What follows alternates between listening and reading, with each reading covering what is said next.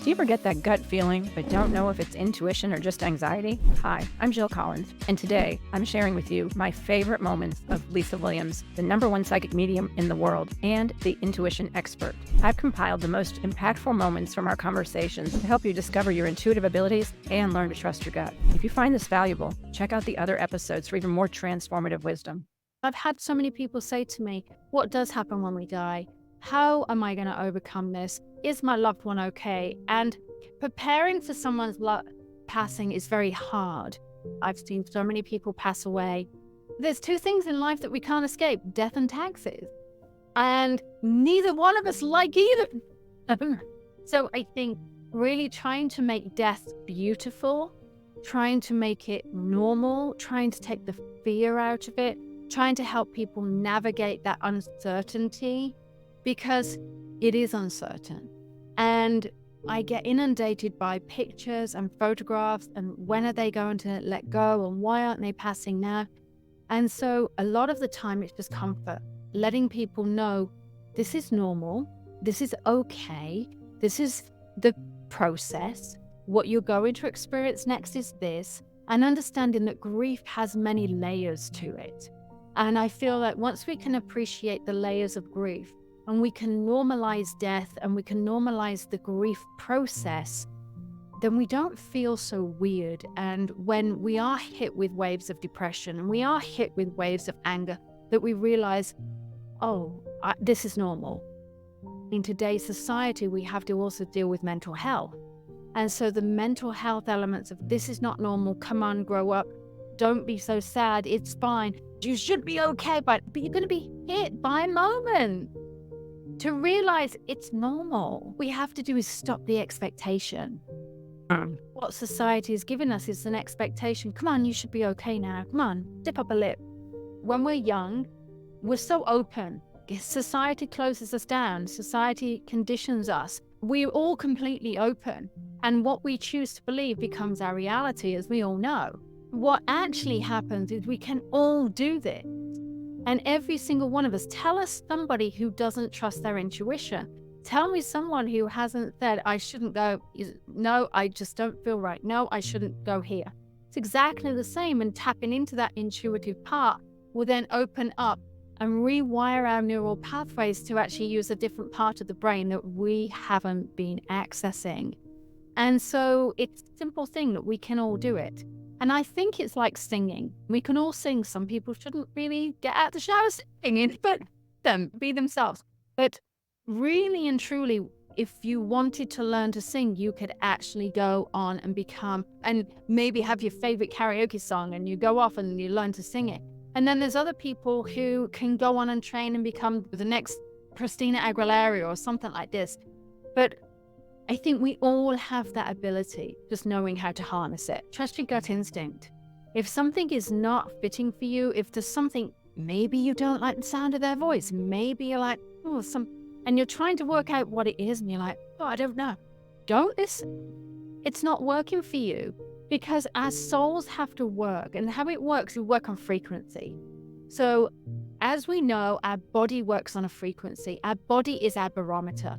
Our mind is going to tell you, I want to eat sugar, I want to eat out, I want to drink alcohol, I want to do this. Your body's going, no, you need water.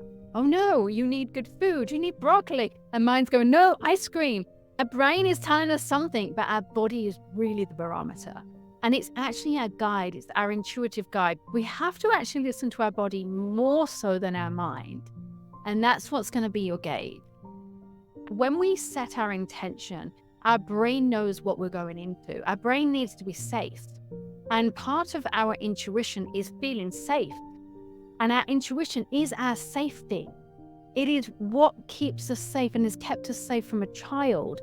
So our intuition tells us something. So what we're doing is we're going, okay, I'm setting my intuition. Sorry, I'm setting my intention. Your intuition is going to work. Your brain is going, okay, I now know what I need to keep safe.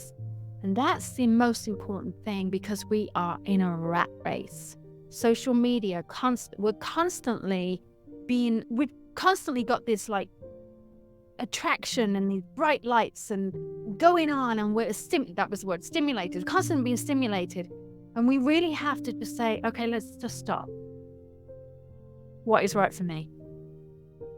And then we can tap in. So a lot of people, let's say if there's someone passing, first of all, be gentle on yourself. Be gentle on whatever emotion comes up is your emotion to carry. If you're angry, then that's okay. If you're upset, that's okay. If you're sad, that's okay. If you're laughing, that's okay. And make sure that you have support, because a lot of people go through this alone. The one thing I would say is if you're helping out a patient or a loved one who is in, let's say, hospice care, end of life, palliative care, comfort care, whatever you want to call it, is to know that it's unknown. They're unknown, but it's great to say it's okay to go, but don't keep saying it's okay to go, it's okay to go, it's okay to go. Say it once and then breathe from this world to the next. It's a beautiful transition of surrendering into something that is inevitable, and it's gorgeous. And I think everybody should die beautifully. It's very important, no matter where you are in life, whatever you're doing in life, this is something we all have to face at some point. So I encourage people just to take a moment to respect where they're at. Maybe even write a journal, write letters to their loved ones if they've lost someone suddenly. Find a way of closure, find a way of looking for the sign, find a way that they are able to communicate with you personally. And you may be that logical person, I'm not feeling it, I'm not having anything. And it could just be that moment where you see a license plate or is that my mom? And I don't know. If you think it is, just trust the universe that it really is. So if anyone is thinking that they're a psychic, first of all, if they're thinking they're a psychic, they are psychic, okay? If they're thinking they're a medium, they're a medium. But often it's more of an intuitive, I'm getting these hits randomly. I'm getting these hits more often. I'm having these wild dreams. Wow, I'm feeling spirit. And I always say, if you've got this gift, you don't feel like you have to develop it to be a medium, psychic, or anything else. But it's really good to develop it for your own good, your own sense, the sense of empowerment, just giving comfort. And I think I'm all about empowering other people to do what I can do, because I feel that then we can stop creating bad names on psychics and mediums as, they're only praying after you when you had a loss, because we're not. We actually want to empower you to find your own way forward. So I encourage people, if they're having those moments of, God, my intuition is on target, just to explore it. Write things down. I have little post-it notes. I'm feeling this, and I put it on there. And when it happens, I take it up and go, I was right. So that might be a good idea for people, just to get a gauge. If we look at our body, I like to say is like a 2-year-old. It wants to have a tantrum. So whenever a disease hits us, it's like that 2-year-old acting out, I've got emotion that's trapped in here, or I can't express something. And what we forget that there's an emotional part of us. And a lot of the times, and there's so much evidence and so much science on this, is a lot of the times we are neglecting some real deeper connections. Often it's emotional. Often it is maybe our dentistry. It could be things that have happened to us. But one of the main causes, and I've worked with many people, and including my own journey with cancer, is that it's a lot of emotional stuff. And we have to dig deep to really connect into that inside space, into that real emotional place, to start uncovering and unraveling. We can do what I call that spiritual drive-by and say, hey, you know what? I'm okay. When someone asks you, how are you? And you're like, yeah, I'm okay. But really there's some trauma that's happened. What we're so used to doing, especially being English, is we're not used to dealing with it. And that's when your body acts out like that 2-year-old saying, hey, you haven't dealt with me. Hey, you haven't dealt with me. So of course it comes out in any form of dis-ease. And that's what we're starting to realize in life. The energy blocks are everywhere. If I work with somebody and I work around their aura and I work in their body, it's because your body speaks, your energy, your vibration. We all have this aura around us. And it's really connected to our soul. And what we're doing is we're not allowing the energy to flow through us. It's like water.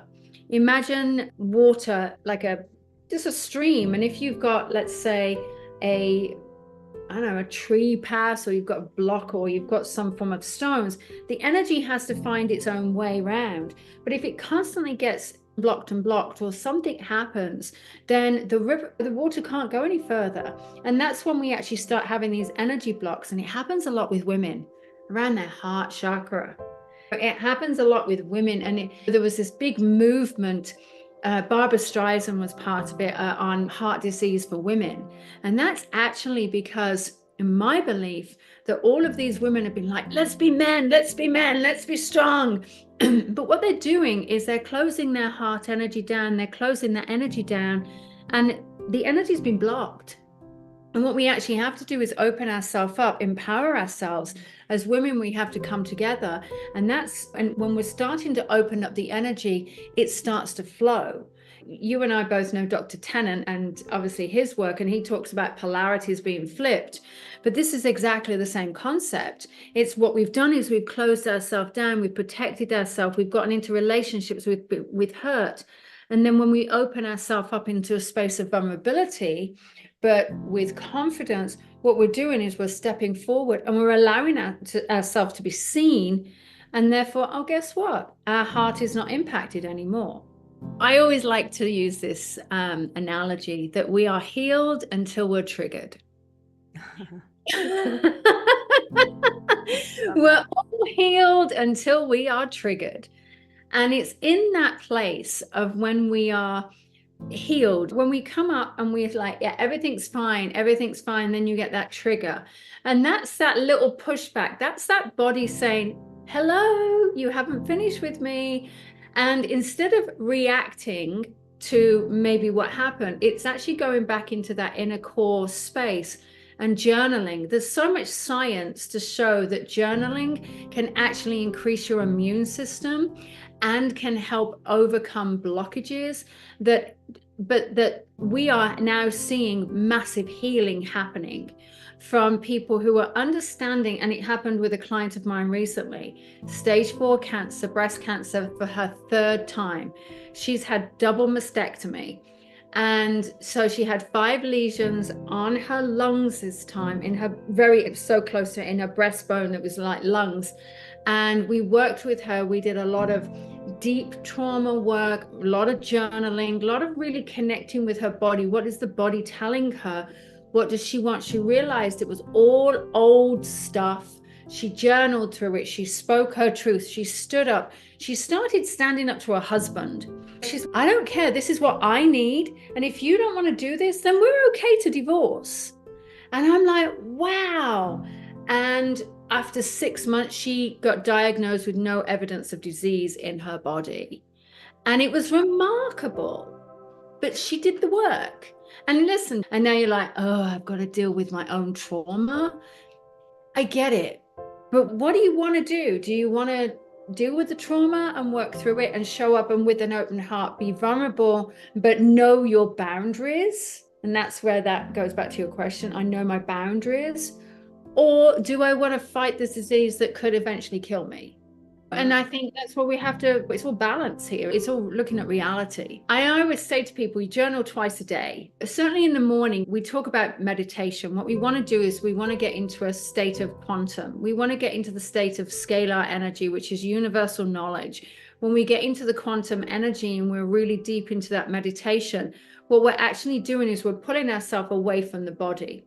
And so when we're pulling ourselves away from the body, then it allows ourselves to heal through energy that we're pulling from the universal knowledge. Now, what we're doing is then when we follow that with journaling, so we go into meditation, we follow it with journaling, then there's a point of, wow, you're going to get hits, you're going to get universal knowledge, you're going to get this moment of aha moments. And that's where the beauty comes in. That's where you're like, oh, wow, why did that car accident when I was 3 years old come up? Or why did that potential dog bite come up? And there's a thread, how they say that the drops of breadcrumbs. So what we do is we look at this thread of information, and then I say journal on what came up out of that meditation. And so what we're doing is we're releasing the energy.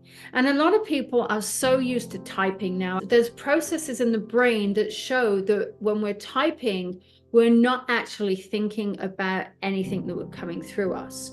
So when we're slowing the actual energy down, and we're writing, and sometimes we're writing really fast and we get really angry and there's emotion and it all comes out.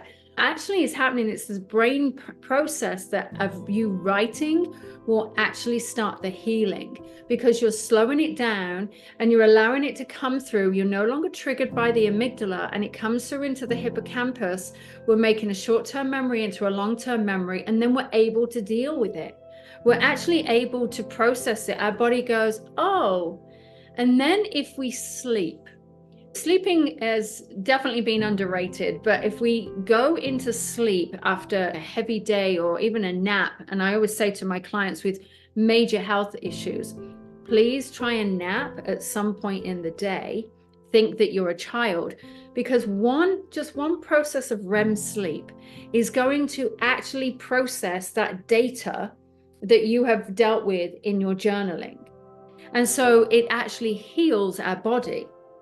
And then when they go into at night, they can then journal on, I don't know why I'm journaling. I have no idea why I'm journaling, but Lisa tells me to journal. Oh my God.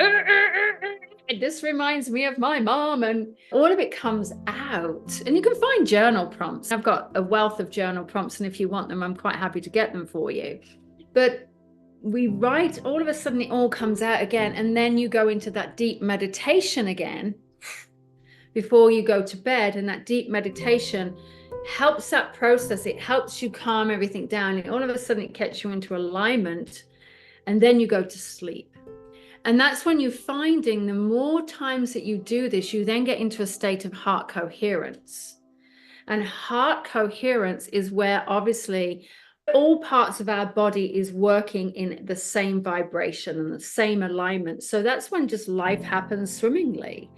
And that's what we want to get into. There's a lot of science with heart math, and a lot of science that is actually being done right now to prove that these simple methods work. It's actually so valuable to do it when we get so deep and we can start uncovering. And I swear that's actually really helped me through my own relationships, my own difficult relationships. And that's probably why I have not had health issues for a very long time, because I actually make time to journal, even though I don't want to do it.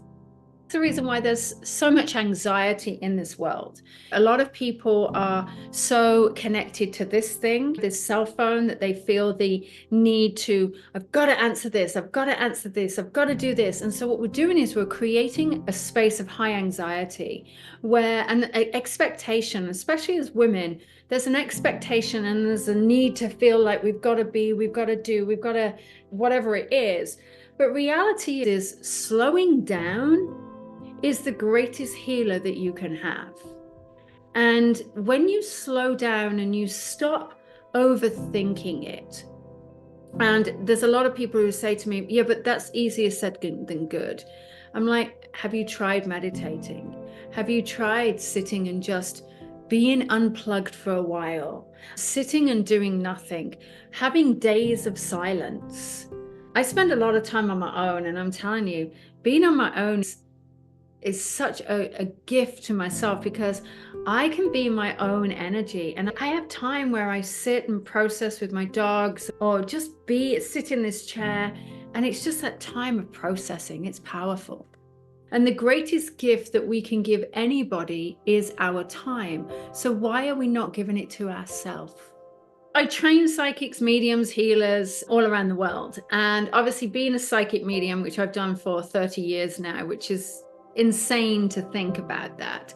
I realize that what psychic and mediums are doing is that this has become a very valuable industry. We are really merging the lines of mental health. I always say that those people who are coming to us, psychics and mediums and healers, maybe they need a therapist. And then there's those people who probably don't need a therapist, or go into the therapist when they could come to a psychic. There's all of this. It's like a real blur. And, we're not therapists. And so I feel, and it's also an industry that's not regulated, which is, I'm really passionate about. So what I decided to do was to try to give some form of regulation. Now, doing this work in the public eye, and I've been very much in the public eye, and I'm very strong on the ethical values. I think what we can do is we're actually carrying someone's mental health in the palm of our hands for not just that hour that I'm working with them, but for the rest of their life. There's a huge amount of scientific proven data that we have now. And just to help people become really in tune with where they want to be, even if they don't want to work as a psychic or a medium, but really to delve into that space. And so my aim is to elevate the industry. It's our innate gift, our innate sense, that sense of feeling, that sense of knowing. We've all been born intuitive, and it's society that's closed us down. But it's interesting that you say that women come into this at later life, because the majority of women that are coming through to my classes are all 40 plus. They've done their careers, they've had their children, they're starting to realize that life isn't just about making money, hard work, the grind, being in the man's world. It's not about that. It's now about becoming more and squishy. It's now becoming more feminine. It's stepping into that vibe. It's becoming into our birthright. As women, you've heard it where people say it's mother's intuition, it's women's intuition. That's what our birthright is. We were born intuitive. We've sometimes lost ourselves. We've lost ourselves. We've lost that. We've gone into the expectant world of, I have to be a mom, I have to be a wife, I have to be a spouse, I have to be in the man's world, or I have to earn a living, I have to do this, that, and the other. And there's a lot of expectancy on a woman. And I've realized this, and the amount of women that I coach in my work, I see them come through and I'm like, so tell me, why didn't you follow this through? And the constant stories I'm hearing are, it wasn't appropriate, or I was scared because no one would believe me because of religion.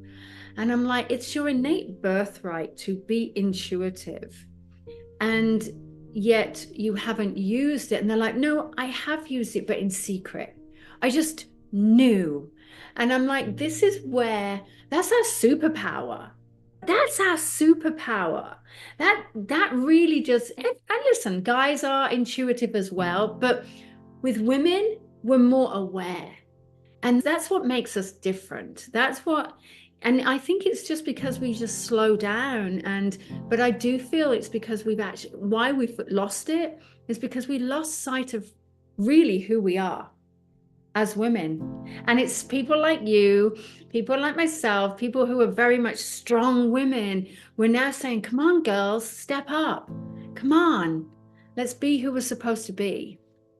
If we are really ignoring that innate part of us, we're ignoring our full alignment, we're ignoring who we are and all our beliefs. And when we're not in alignment, that's when disease happens. That's when we're really fighting against the grain. There's that old nursery rhyme, row, row your boat gently downstream. Okay. And it's actually used in spiritualism. And they say, row, row your boat gently downstream, but life is but a dream. But it is, when you actually are rowing against the current, what you're actually doing is you're making it hard for yourself.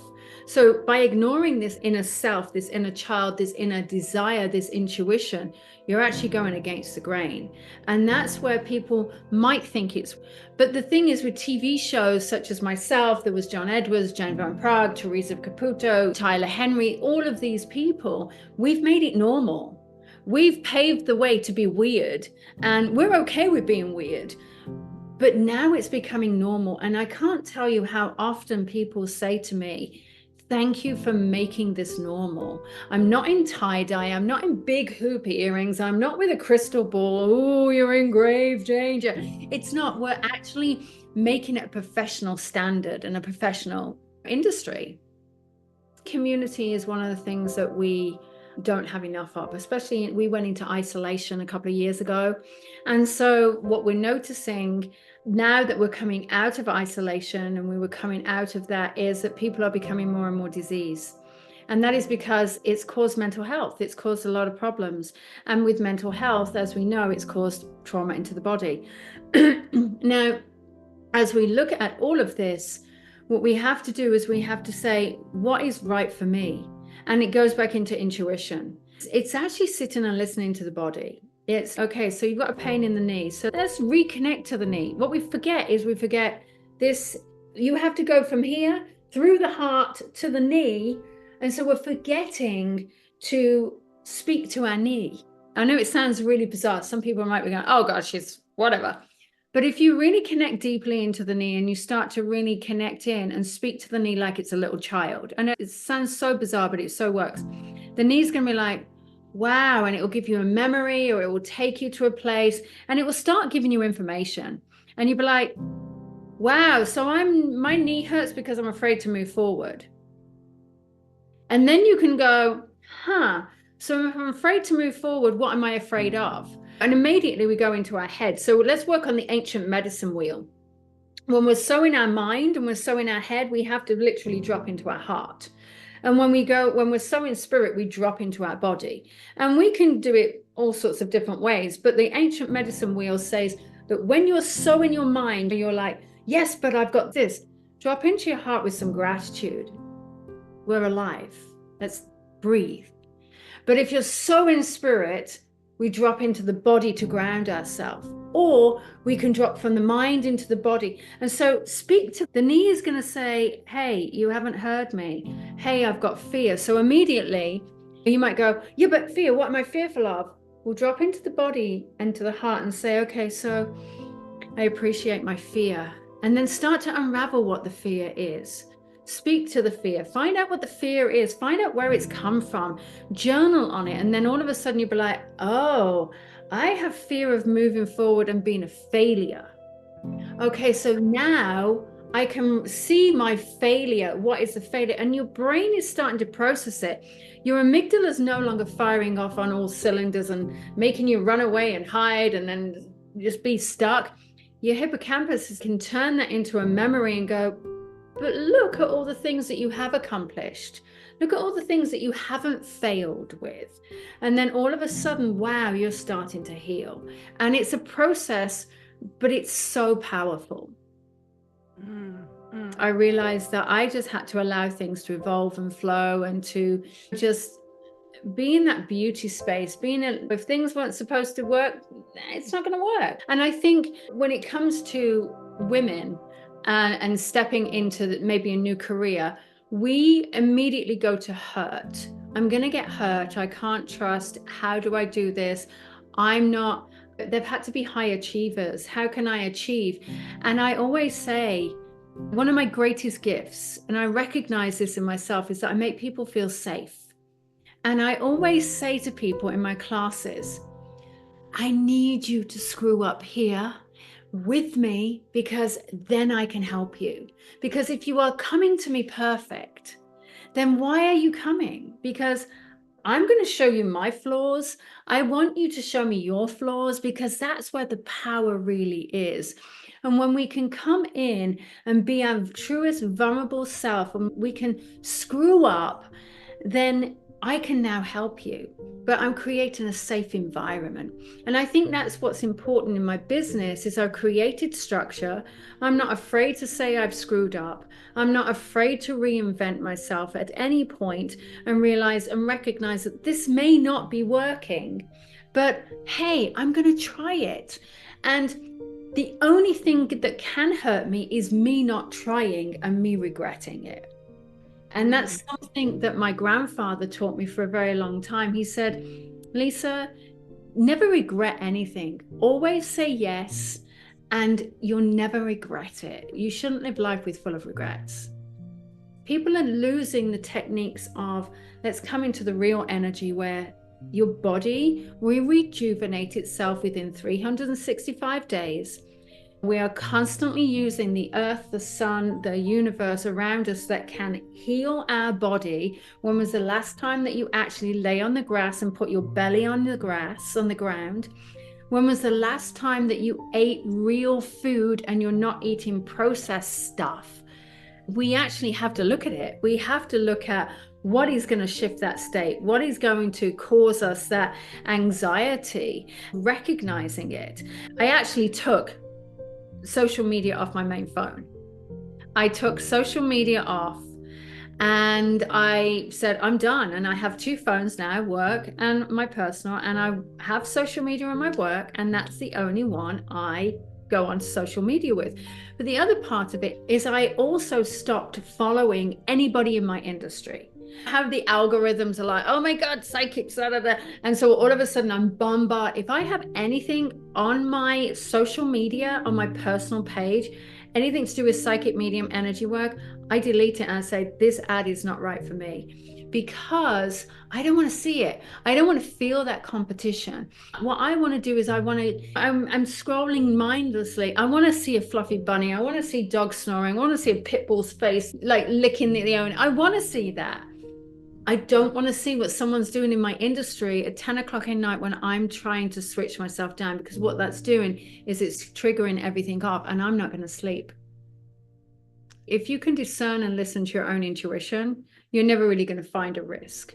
I always say one of the things is look at Western medicine, look at alternative medicine and combine them. If it works to combine them, then fantastic. It works for you, but it has to really sit deep within our soul, really sit really within us. And whether we're healing from a past relationship or grief of a loved one, or we're healing from a disease that has manifested in our body, whatever it is, you have to listen to yourself.